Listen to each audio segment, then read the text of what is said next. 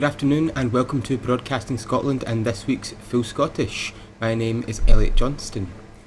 On the programme this week, we are delighted to be joined by Pauline Stafford, the newly elected MSP for Bathgate. Hi Pauline. Good morning, Elliot. And we are also delighted to be welcomed by economist and commentator Francis Coppola. Hi Francis. Hello there. Thanks for joining us. So we will be beginning with our update on Ukraine first. Ukraine's capital city Kiev was hit by a massive strike of missiles and drones early on Sunday, shortly after its Air Force warned Russia might launch a hypersonic ballistic missile. Kiev's mayor, Vitaly Klitschko, said that at least 3 people were injured and several residential buildings were damaged across the city. Ukrainian President Vladimir Zelensky warned that such weapons as this the missile used set a, quote, global precedent for other potential aggressors. Russia has previously attacked Ukraine twice with this kind of missile, and President Vladimir Putin has boasted of that it is impossible to intercept because of a reported velocity of more than 10 times the speed of sound. Russia has deployed these missiles to Belarus, its neighbouring ally, which, as well as bordering Ukraine, has borders with at least 3 member states: Lithuania, Latvia and Poland. Artin Redfern, a 23-year-old UK citizen from Devon, has been killed in Ukraine. Redfern joined the RAF before travelling overseas, according to media reports. And acclaimed Russian director Andrei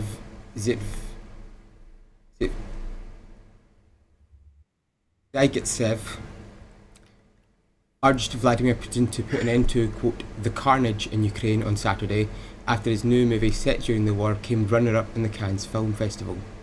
Quote, millions of people on both sides of the line of contact now dream of only one thing, that the massacres finally stop, end quote. He said in his speech at the award ceremony at the Cannes Film Festival, quote, the only person who can put an end to this meat grinder is you. Put a stop to this carnage, the whole world is waiting for you. The film Minotaur was among the front runners for the Palme d'Or top prize for the best film in Cannes, finishing with the second place Grand Prix award behind Fjord by Romanian director Christian Munger. On Friday, the United Nations says it, quote, strongly condemned any attacks against civilians and civilian infrastructure wherever they occur. This comes in the wake of a Ukrainian drone strike in Russian-occupied Lugansk region in eastern Ukraine. Russia has accused Ukraine of targeting a student dorm in Starbusk. Kiev has denied targeting civilians, insisting it hit a Russian drone unit stationed in the area. The United Nations said it couldn't verify details due to restricted access to the area. The United Kingdom government has announced that it will exempt imports of diesel and jet fuel made from Russian crude oil, but refined in third world countries, widening the breach in the oil and gas sanctions cordon around Russia. This comes after the United States extended a waiver that critics say allow the Kremlin to earn more money and fund the war in Ukraine. Oil from Russia is currently shipped to India, Turkey and other countries where it is then refined and re-exported as their own product. The European Union Economics Commissioner Valdis Dombrovskis has criticised the latest waivers on sanctions on Russian oil, saying, from the EU point of view, we do not think that this is the time to ease pressures in Russia. Moving on to our Middle East update, 895 Palestinians have been killed in Gaza since the start of the October 2025 ceasefire, bringing the total number of Palestinians killed in Gaza since October 7, 2023 to 72,783. France has banned Israeli far-right National Security Minister Etsam Ben-Gvir from entering French territory over his abuse of activists from the global Sumud flotilla. Pakistani Prime Minister Shehbaz Sharif has said Pakistan hopes to host another round of talks between the United States and Iran, following reports that the US and Iran are close to a deal which would reopen the Strait of Hormuz during a 60-day truce extension. Moving on to overseas aid cuts. With no sense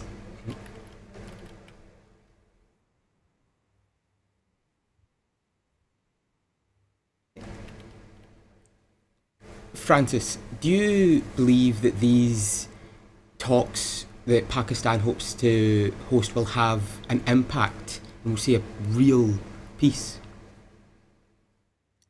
I wish I was that optimistic.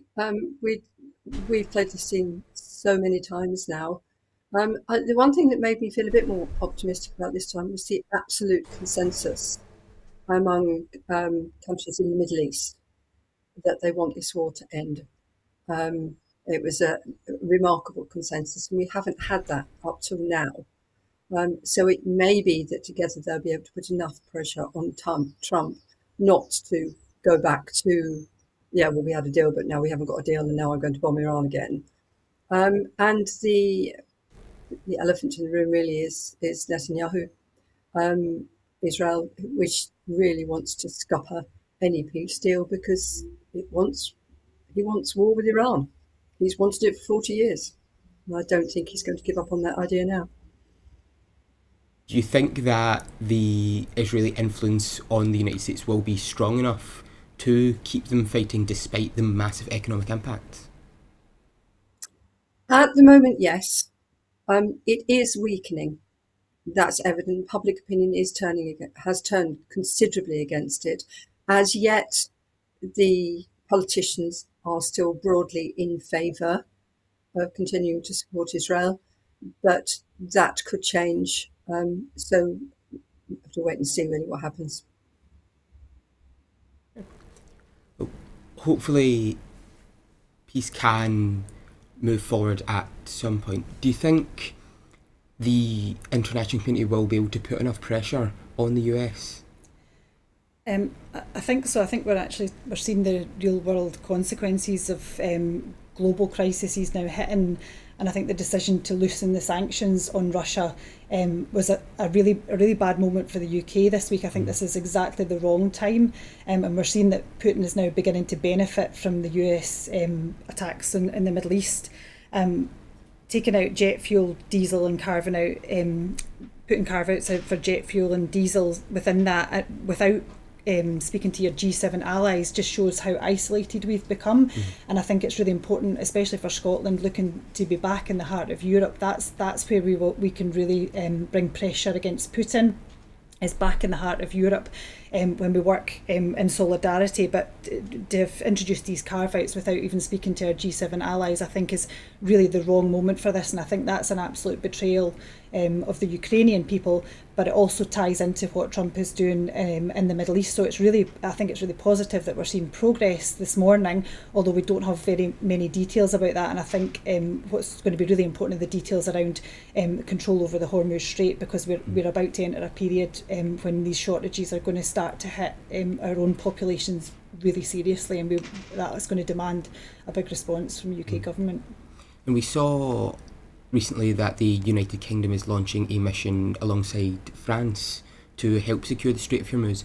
Do you think that there is hope for countries beyond the United States to sort of take a stand in this conflict and make an impact? I mean, I think that's what we've seen is when countries, even small nations, when they act in solidarity, that's when bullies will back down. We saw that in Greenland with Trump. It was that united front against their actions. So I would hope that if we can work collaboratively across small and medium-sized nations, that's where our strength lies in this. Brilliant. Moving on, we're going to talk about some overseas aid cuts. No sense of irony, the United States Secretary of State Marco Rubio this week criticised the World Health Organization for being slow to respond to an Ebola outbreak in the DRC, despite Trump having withdrawn the United States from the WHO, a move which experts described as, quote, sowing the seeds of the next pandemic. Cuts to USAID and UK overseas aid fundings have also been linked to weakening public health responses. In other news, the new Scottish Government have elected John Swinney.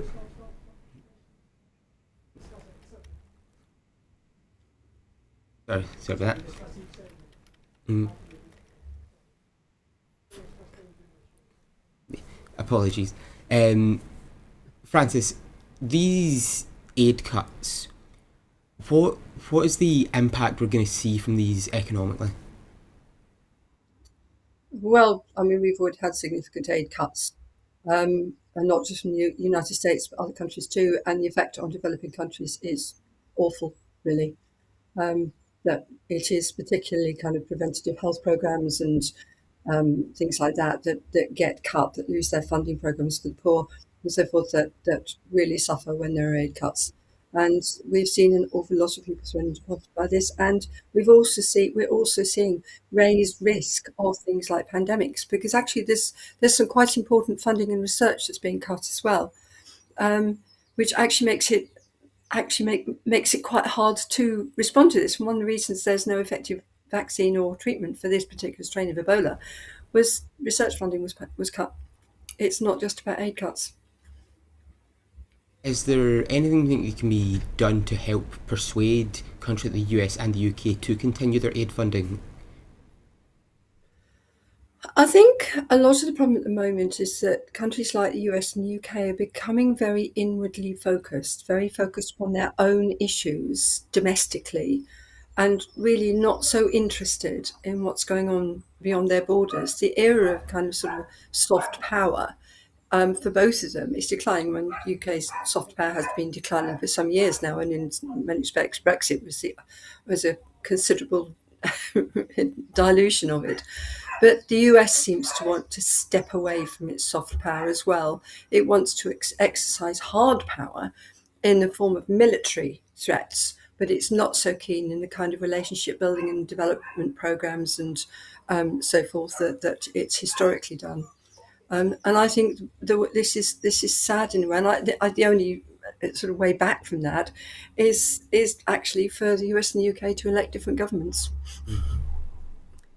And just on that sort of topic of soft power building, do you think this will have a real impact on the UK?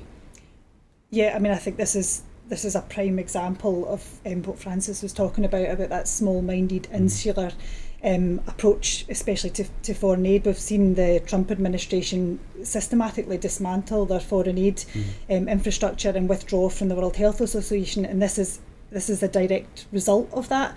And I think it does have really pragmatic implications for other countries. I'm so sorry that the UK has also been dragged into that narrative that overseas aid is somehow irrelevant, and it's not our duty to contribute to that. These countries are facing multiple crises, especially the DRC, in terms of internal civil war. We're talking about climate change as well, and on top of that, they're now facing an Ebola strain that we don't have suitable vaccines for. So I think this is just a very clear example of what happens, slightly delayed, but a direct implication of us withdrawing our US aid. I think our overseas aid, sorry, and I think the UK's overseas aid being cut to its lowest level in 20 years is really a shame for the UK, and that's why I want Scotland to be independent, so that we can have control over these decisions, because I think we would take a very different approach to our role in the world. And given that we're constantly hearing about, the NHS doesn't have funding, there isn't funding for, everything is always struggling for funding, how can we convince governments that foreign aid is worth funding? Absolutely. Well, I mean, we shouldn't need to convince them. We all lived through a pandemic, and I think the cost of not taking action on these things and accepting that we are part of an interconnected world, that's a simple fact, and we will pay the price of that. Similarly for climate change, the cost of inaction on these things is far greater than preventative action, and I think it's a small amount to pay to make sure that we have more stability in the world, because we talk about immigration often, but when countries are facing these challenges, that's only going to increase the instability and the huge movements of people across the world. So it's a small investment to pay for a more stable and peaceful world. Francis, with the sort of pullback of the US and UK in this sector, is this an opportunity for another nation or another group of nations to sort of step up and fill that soft power void? It's kind of already happening, because China is very much in the soft power market, and countries like Russia and Iran are as well, actually. We are seeing this kind of cooperation developing between the three of them as well. Almost like the development of a new Cold War, and the China in particular being very influential in places like Africa, the Middle East, and so forth, and South America, and I think that's likely to increase. Is there anything that can be done to sort of slow down that push from Chinese soft power expansion, or is the only option sort of to fight soft power with soft power? Really, the only option is to fight soft power with soft power, because otherwise we are into hard power. You can't slow down the influence of China except by doing stuff yourself. And if you're not willing to use your soft power, then that only leaves you military might. And I think there is a growing risk of a military confrontation with China. And we've seen in recent weeks several countries across the European Union, including the UK itself, saying they will increase their defence spending. Do you think there is a real possibility of hard military action in the next year or two? Yes, absolutely, I do. I've thought so for a while, in a way, because we're doing some very stupid things, that giving up on soft power, withdrawing from the world in the way we have, turning inwards, and the developing kind of hate, really, of particular groups, does rather lend itself towards, in the end, there being war. And do you think the British people would support hard military action? I don't think we would support hard military action, but it's not justified. I think what we should be outraged at is a UK government disinvesting in our own defence spending over a number of years. Mm-hmm.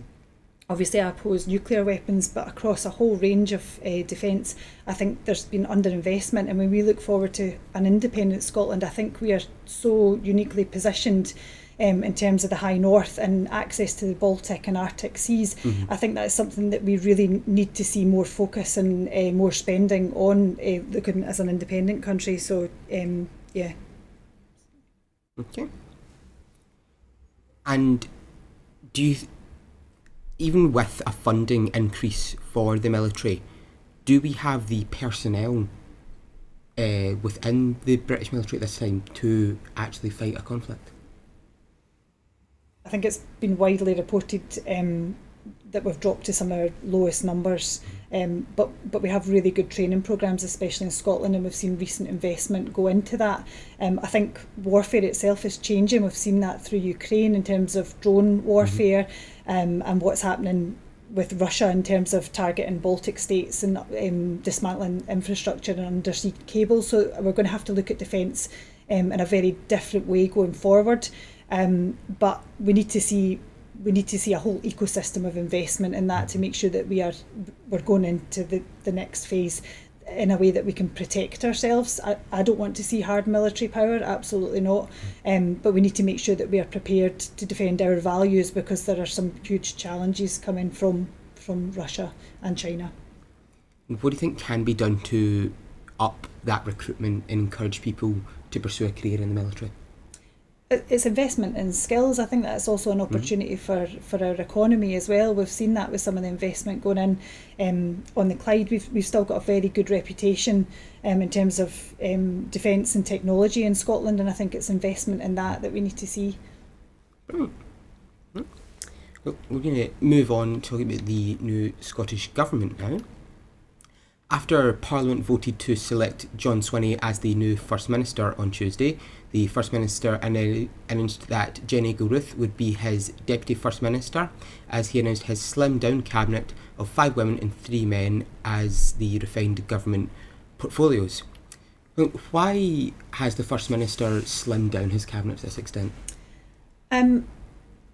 I think, it's slightly slimmed down. It's 12 down to 9 now in some of the portfolios. There's some new portfolios in there, and there's an amalgamation of, say, Mary McCallan's now sits over education, culture and Gaelic, which I think is a really, really good move.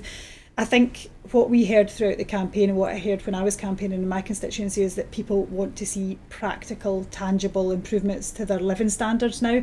And I think that's what John Swinney is looking for, is a cabinet that can hit the ground running. We've got a really strong programme for the first 100 days of delivery, and we've got a cabinet there with a range of experience, both from Westminster, cabinet secretaries from the previous session, but also some really fresh faces and new ideas coming in. So I think there's a really good mix in there to be able to hit the ground running and make really good, tangible difference to people's lives that they're going to see immediately, I hope, in the first 100 days from our programme going forward. So there's some really good appointments in there. Was there any appointments that surprised you at all?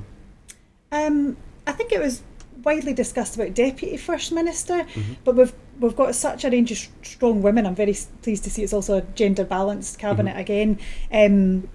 So not too many surprises. I think we've got the right mix of experience in there, and then some new faces like Sumita Kumar I think will be a fantastic addition in terms of the equalities brief. And Francis, do you think this new cabinet will be able to make a tangible difference to cost of living and quality of life? It's very hard to say because at the present time we don't know exactly what's going to hit us coming down the road, and Scotland is not immune from the geopolitical shocks that we've all been suffering in the last few years, and that potentially we're going to have an even bigger one. So it will depend very much on that. But at the moment, the plans look pretty good, and there's a very strong team. It's nice to see so many women. So I'm hopeful. Do you think there's any possibility that with this slimmed down cabinet, each member is being spread too thin across too many areas? Or do you think they will be able to handle these expanded briefs? I did think about that. When I looked at it, thought a lot of these are very broad briefs. So I think it's going to depend upon what kind of support they have in place at more junior levels. It's very easy just to focus on headline appointments and kind of miss the fact that it's almost like the army. It's the actual boots on the ground that matter. So we'll have to see how that works. But do you think there's any important figures missing from this cabinet that you thought would be there? No, I think what Francis is saying is how is it going to work in practice. I had a look at the Westminster payroll for ministers. I think they've got 109 ministers in Westminster. To me, that's sprawling. I think this is a really good balance that John Swinney's got in there, and that people will be able to work across departments because those challenges in housing don't just affect housing, they affect then the knock-on impact on people's health. And I think being able to work in that small dynamic team and respond to things across departments is really important. The other thing that was really important this week, I think, is we elected a new presiding officer and deputy presiding officers, and some of the introduction of new measures coming into how we do business in the Parliament are going to be really interesting. There's going to be more opportunity for backbenchers to question the government with two First Ministers' question sessions, and also opening up general questions more widely. So opening up that transparency and scrutiny, I think, will be really important as well for this government. Right. That brings on to our next topic of the look at the ongoing cost of living crisis. So the cost of living crisis continues as the United Kingdom's government announced plans to cut VAT on theme parks, free bus travel and voluntary food price caps, a move which has been attacked by big supermarkets across the country.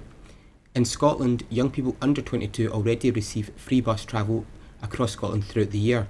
The Scottish Government has said it will introduce mandatory price caps on a basket of essential food items as public health measures to ensure that everyone can afford a nutritious diet. Perhaps supermarkets could use the additional profits they receive in Scotland from the Scottish Government's minimum unit pricing of alcohol to offset the costs of this food price cap. Pauline, what will the sort of real impact of these caps be for both working people and businesses? So I think you're right. It's about striking that balance. When when we were campaigning across the country, that was the top of people's list in terms of priorities, is the immediate cost of living crisis. People are in really difficult situation at the moment, and I think it's incumbent on any government to use its powers to help people at the moment. So I'm really pleased to see this is strong action for the Scottish Government. I think it's really strange this week to see Rachel Reeves get herself into a position where somehow she's ended up endorsing Scottish Government policy and positioning on this, but in a much more weakened form. So even though Westminster sits with far more levers of power, there actually seem to be to copy in the Scottish Parliament and the SNP policy, but in a much more weak position. So I think that's a really strange position that she's got into there. It does have to be a balance. My constituency is a new constituency of Bathgate, and we're semi-rural. We've got some really fantastic small food producers and small retailers there. So I know how important it is to get this right for them. But I think it's incumbent on governments to use the powers that they do have to help people. And I think this is a really good example of how we use those public health powers, because it is beginning to impact people's health and being able to access a nutritious diet just to maintain your health. I think that's really, really important. And of course, we've got the example of minimum unit pricing that has been done. There was huge pushback against that.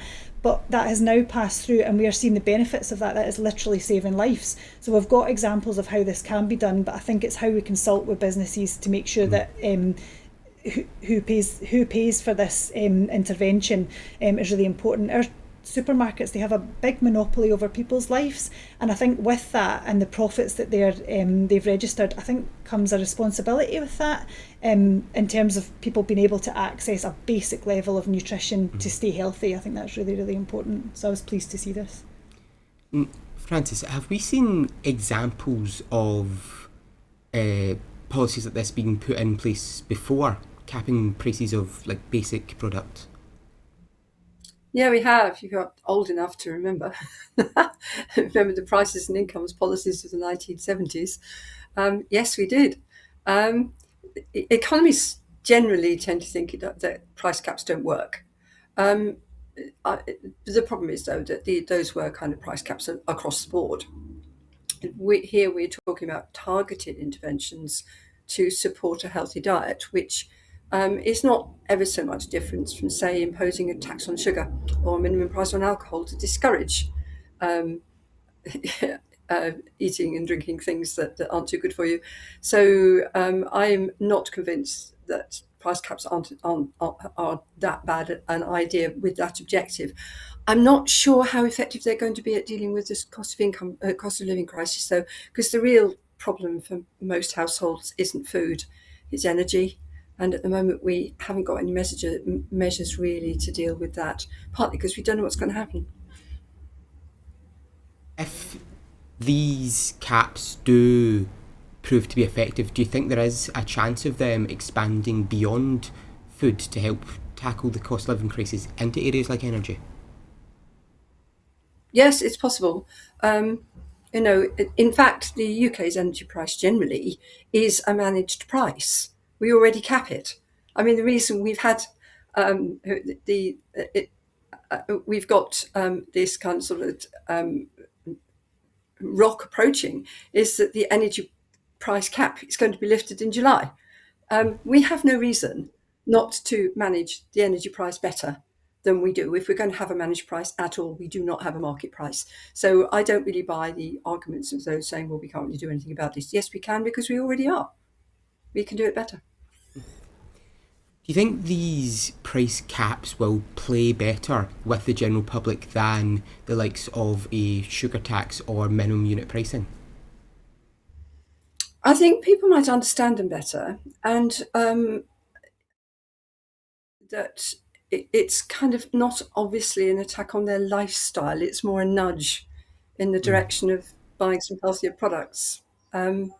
So in that respect, I mean, I actually think that price caps on healthy options might be a better move than the Rachel Reeves option, which is to lift import tariffs on anything. And the first things that are going to benefit from that are things like biscuits and chocolate. I'm not sure this is an appropriate public health intervention, really. And I'm not sure that helping families with the cost of living crisis by reducing the price of foods that they arguably shouldn't be eating so much of anyway, is really that great an idea.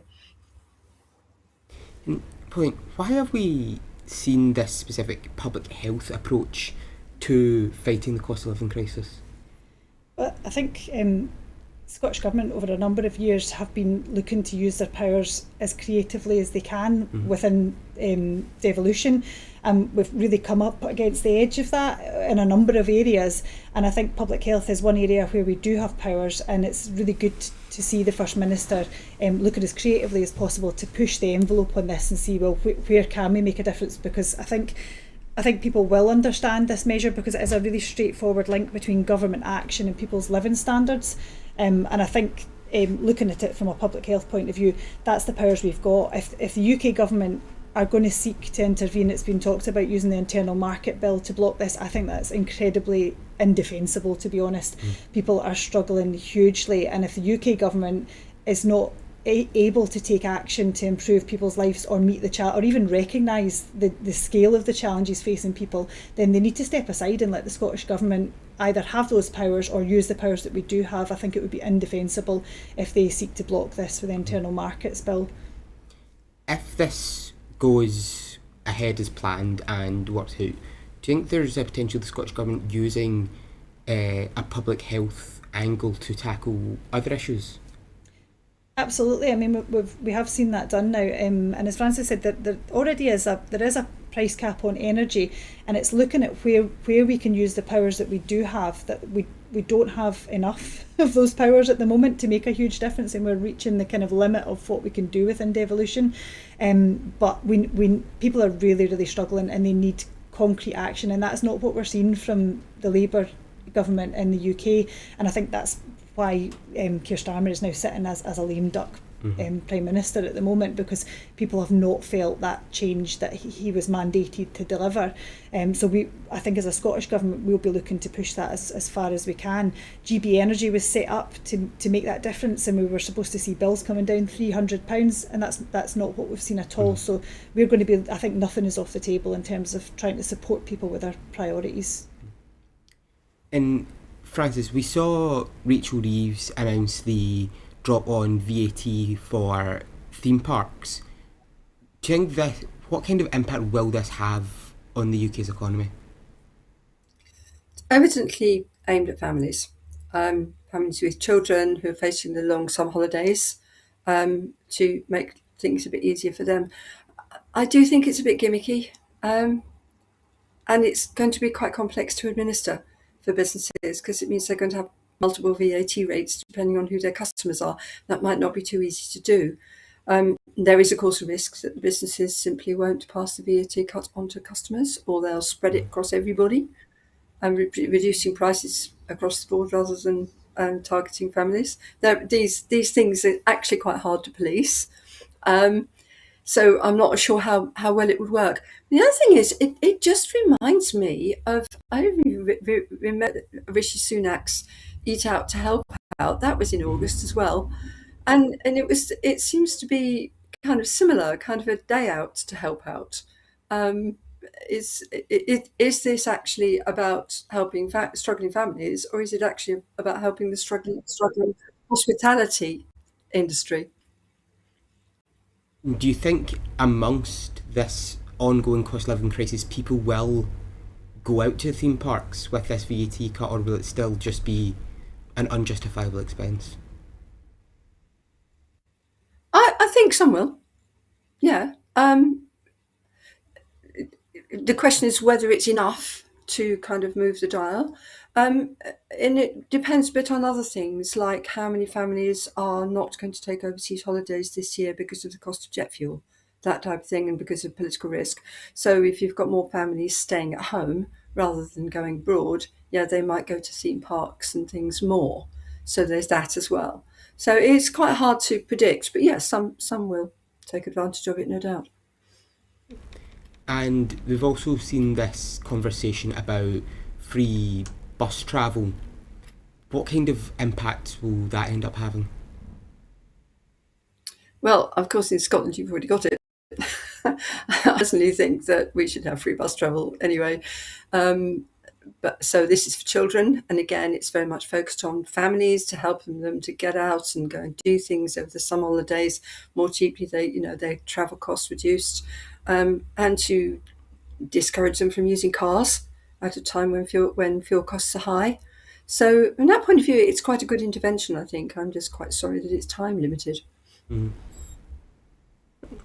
Do you think this introduction of free bus travel in the rest of the UK is directly in response to its introduction in Scotland?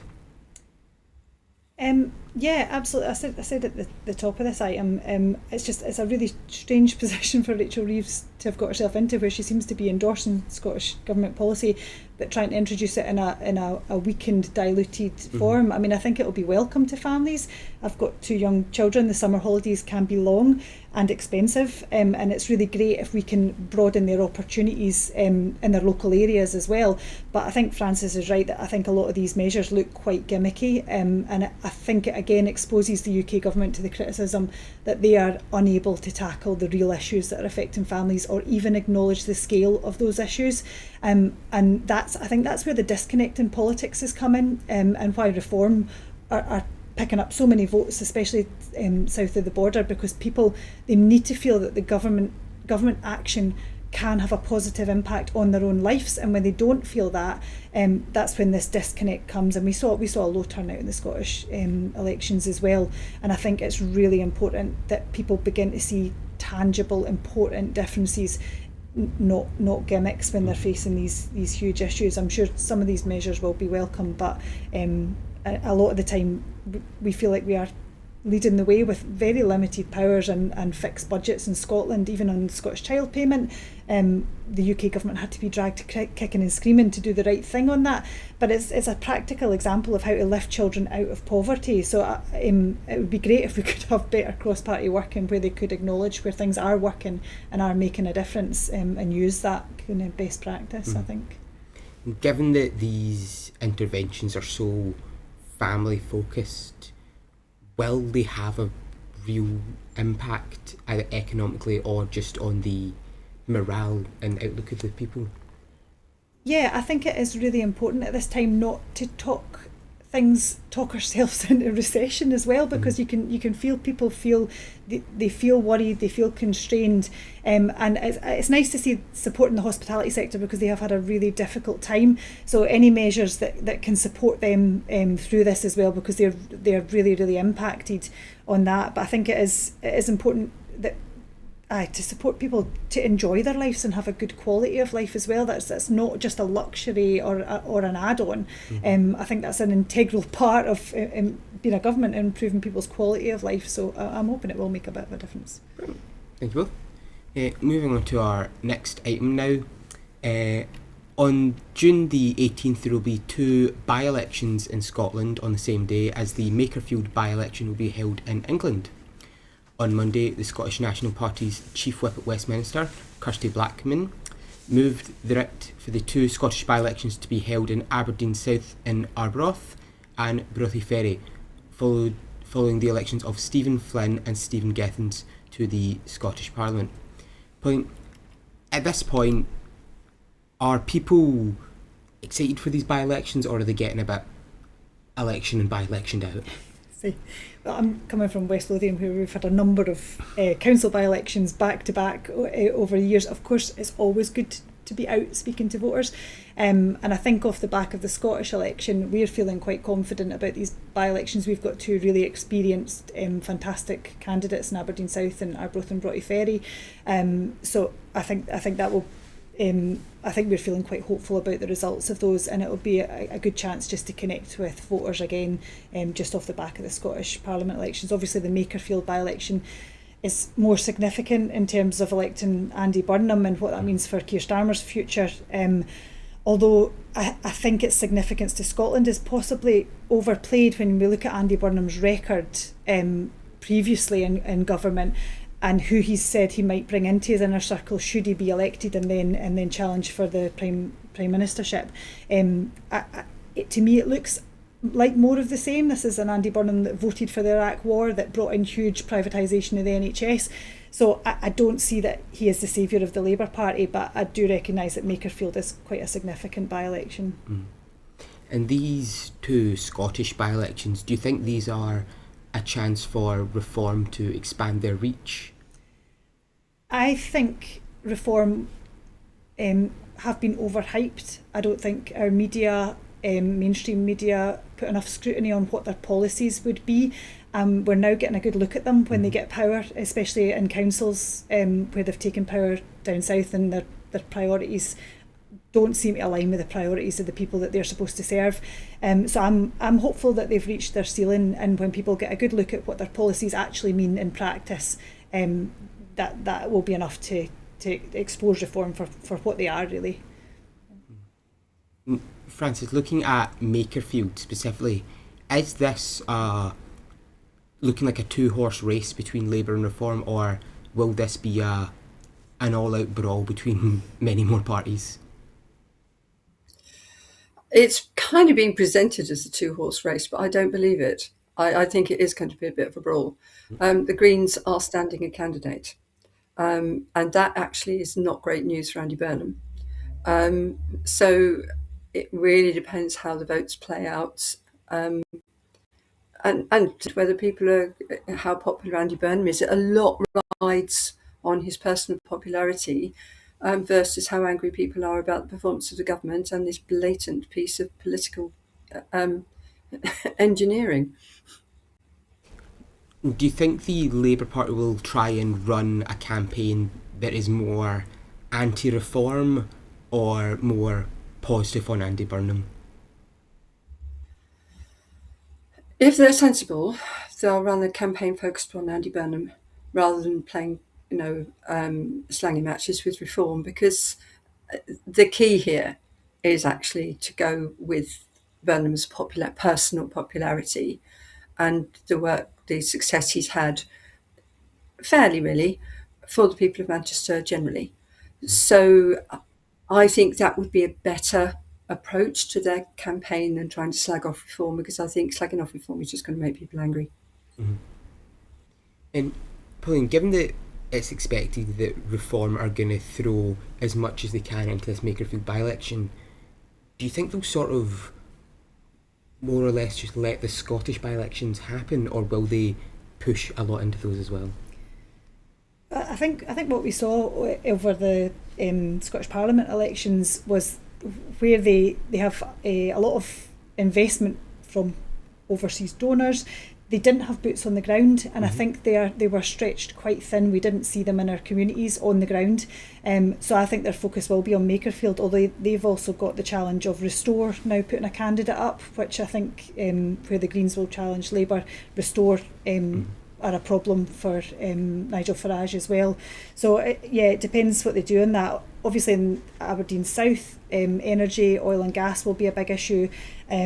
But the Tories seem to be heavily targeting that. But they've got Douglas Lumsden, who was elected not 2 days to the Scottish Parliament before he then put his hat in the ring for Westminster, showing how little respect he has for the Holyrood government that he was just elected to. So I think their focus will be on Makerfield, because it will have such a significant impact on the future of the Westminster government, which is where Nigel Farage's ambitions lie overall, I think.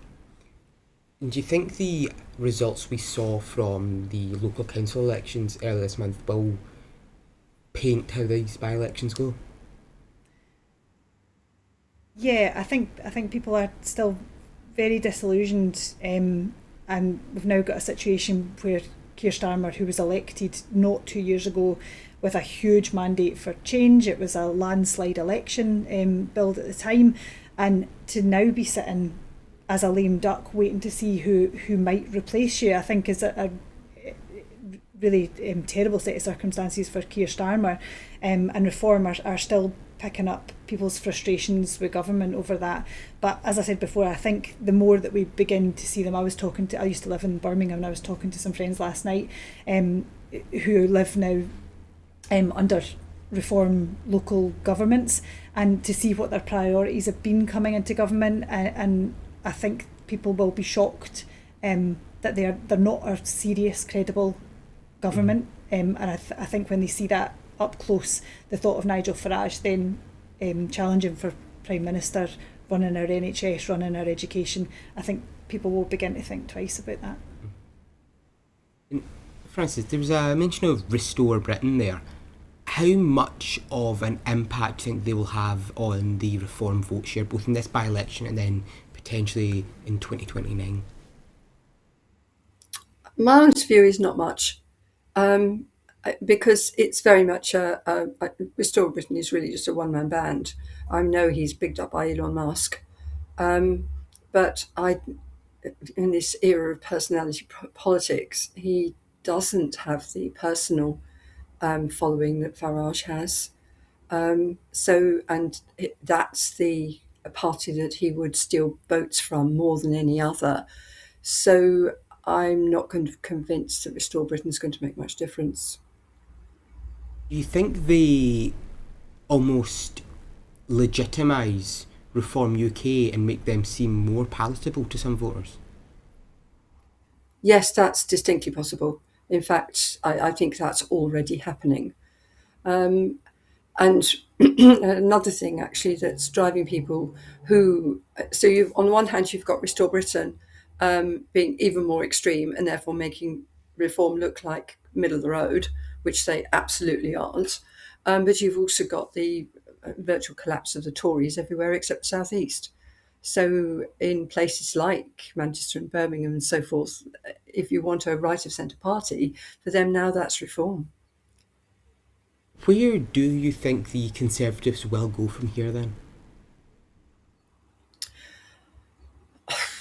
It's really hard to say what the future holds for the Tories. They have become pretty much a party of the South East. The local elections really showed that. And they've got a lot of work to do, actually, to try and recover their Tory heartlands. I don't know how they're going to do that. And if they don't, then they will become almost like a regional party, I think. We'll then move the question on to you, Pauline. If the Tories have become a party of the South East, where does that leave the Scottish Conservatives? Yeah, I mean, I think right across the board we're seeing the fragmenting of politics, and I think it's the end of two-party politics. We're seeing the rise of the Greens and a number of other parties. In the Scottish Parliament, I think we've seen that. We've now got two opposition parties that are going to have to alternate their positions week on week because it is so fragmented. And I actually think that's a good thing. I lived in the Netherlands for 4 years, and there's political representation there. You had parties for everything across the board, and people really felt like their vote and their voice mattered, and they could find parties that really aligned to their values. And there was just an expectation that people would find common ground. It wouldn't be this winner takes all. So I hope in a positive way this will move us on towards looking at restructuring political representation in Britain, because I don't think there's any going back from this. I don't think the Tories are in a position to gain relevance at the speed that they would need to in this context. Do you think Westminster in 2029 will sort of move beyond this two-party programme then, even with first past the post still in place? It's really difficult. It's the system itself. I think we've outgrown it. I think it's not serving what we need, and I think that's what we're now seeing in the devolved nations. We've now got independence-minded first ministers in every devolved nation, and I think that's a sign that the UK's constitutional situation is not working, and people know it's not working. So we're going to need to find a way through this to get into a better place with that. And would you like to see proportional representation brought into Westminster? I mean, absolutely. Like decades ago, and the abolition of the House of Lords, which we have consistently called for. I think these are outdated, and we need to be a modern, outward-looking, forward-thinking country, and it's holding us back at the moment. So would you like to see pure proportional representation like the Welsh Parliament, or a mix of first past the post and proportional like we see in Holyrood? I mean, there's issues with every system. I know there's a lot of discussion around the system in the Scottish elections recently about how reflective is it. I think that's something I think we could look forward. Obviously, my focus is on Scotland becoming an independent country, and that's where I would be focused. But yeah, there's many systems that you could use and that European countries use all the time. So I think you'd have to look carefully at that, at what would fit the model that we were talking about in Britain. And the same question over to you, Francis. Whether or not we have proportional representation, I think, will rather depend upon whether the party in power thinks it will improve their fortunes. So at the moment, I'm unconvinced that the Labour Party would necessarily introduce proportional representation at the moment. That said, the fragmentation is evident, and whatever form of political system is used, I think we're facing, actually, as we have seen now over the last 15 years, greater use of coalitions. I mean, obviously we had the coalition government in Westminster, but we also had the minority government under Theresa May, with the DUP basically holding everybody else to ransom. And that's a fairly unhealthy kind of fragmentation. So I personally would prefer to see a more formal proportional representation arrangement. But we're going to see fragmentation, whatever form of electoral system we have. Thank you both. And moving on to our final item now.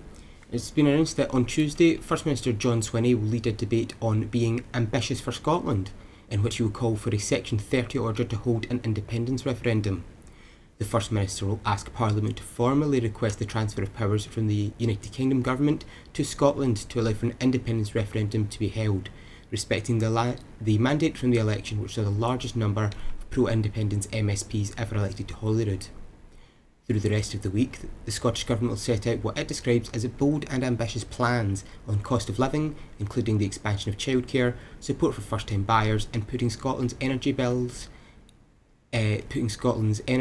in Scotland's hands to bring down bills. Francis, what impacts do you think this is going to see in the short term?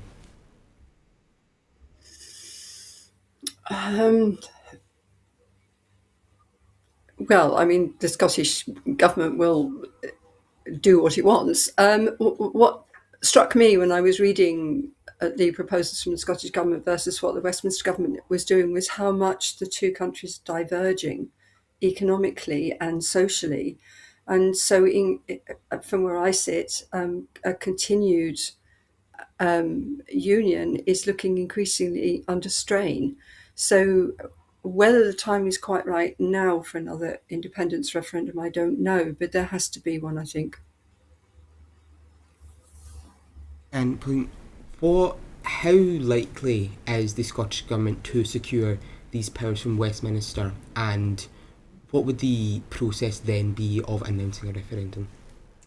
So the motion on Tuesday set by the First Minister is to ask for the powers of Section 30 under the Scotland Act to come back to Scotland, as we did. That's a gold standard that we had in 2014 for the referendum, and that's internationally recognised as the best route to independence. I think, first of all, I think it's really important to say this is the first sitting week of a new Parliament, and John Swinney is a First Minister that has delivered on everything that he said he would. And so I think this is great to see this as the first bit of business in the Parliament that we're going to vote on Tuesday to ask for these powers. And I think it's actually incumbent on the other parties, if they're going to deny this. Some of the amendments coming up from unionist parties to this motion, I think sound fairly untenable. I don't think this position can be maintained for much longer, given the fact that by 2030 we're now going to have 1 million young people in Scotland who didn't have an opportunity to vote on their future in 2014. That's a huge number of people that want a choice. Whatever they do with that choice, that's absolutely up to them, but they want that opportunity. And I think that position is becoming more and more untenable, because we've now got more pro-independence MSPs in the Scottish Parliament than at any time since 1999. So I think Westminster will have to listen to that message coming loudly and clearly, not just from us, but from Wales, from Northern Ireland. There's real pressure here on that position. And I was really pleased to see actually some senior Labour MSPs and especially Paul Sweeney come out and say, actually, we need to have a more mature conversation and approach to this and to break this deadlock because we need to move forward with this. I mean, people should have a choice. You can't hold people in a union by veto. It has to be by consent, and I think that's what we're going to push for on Tuesday. And I would like unionist parties either to lay out what the process is that they see that is clear, or just to engage in more mature discussion on this. I think the intransigence is not going to hold much longer, because people do want an option about what their future looks like.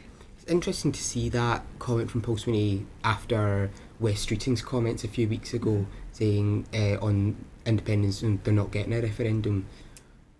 Do you think that sort of pushed unionist parties to think, I have to readjust the way we approach this? Well, I think the results of the election have showed that it doesn't work for Scottish Labour. I think that position of intransigence, you have to listen to where people are at. I had some really good conversations over the course of the campaign with people who said, I would never vote SNP, but on independence I've gone on a journey and I'm beginning to think possibly this is where Scotland's best future lies. And I had quite a few of those conversations over the campaign, and I think it's really important for parties to come together, and we need to get out of this us and them, but finding common ground on this for the sake of Scotland's future. So I was really welcome to hear Paul Sweeney's comments on that, because I think there's a range of things that we can find common ground on, and I would like to see us break the deadlock of this and agree a process and move on from it and take it to the people, because the people of Scotland are sovereign in this. And Francis, do you think that the fact that not only Scotland but Northern Ireland and Wales now all have pro-independence First Ministers, will that have an impact on John Swinney's push for this Section 30 order? I think it supports it. Northern Ireland is heading for a border poll, and we should remember that a border poll in Northern Ireland is binding on the UK government, and it would mean that Northern Ireland left. And if the Northern Irish people voted for it, Northern Ireland would leave the Union and reunite with Ireland, and I think that's likely to happen.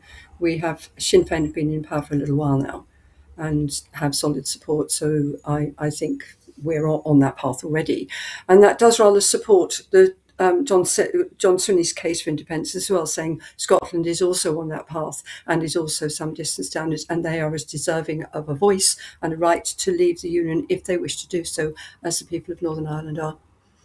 For Wales, I think it's a little more complicated, because actually unpicking the union with Wales is very much more difficult. But nonetheless, the people of Wales are also expressing a view on this, which needs to be heard. And the First Minister John Swinney is meant to be meeting with the Prime Minister next month, but the identity of who the Prime Minister is going to be going forward is now a bit of a mystery. How will that affect this independence push? I don't think it affects it really, because ultimately it's Parliament who decides whether an independence referendum can go ahead. The government can try and block it, but changing the Prime Minister, I don't think we should be changing the Prime Minister without a general election anyway. So all the sort of the Andy Burnham building is, I think, very counterproductive. But in terms of Scotland's ambitions for an independence referendum, that shouldn't really be affected by what's going on in the Labour Party. Interesting. Well, that brings us just about to the end of our time this week for the Full Scottish. Before we go, I just want to remind you that at Broadcasting Scotland we depend on the generous donations of our supporters. To everyone that has donated and everyone who has signed up to make monthly regular contributions, we'd like to thank you very, very much. It is only because of you that we can continue to exist, thanks to your support.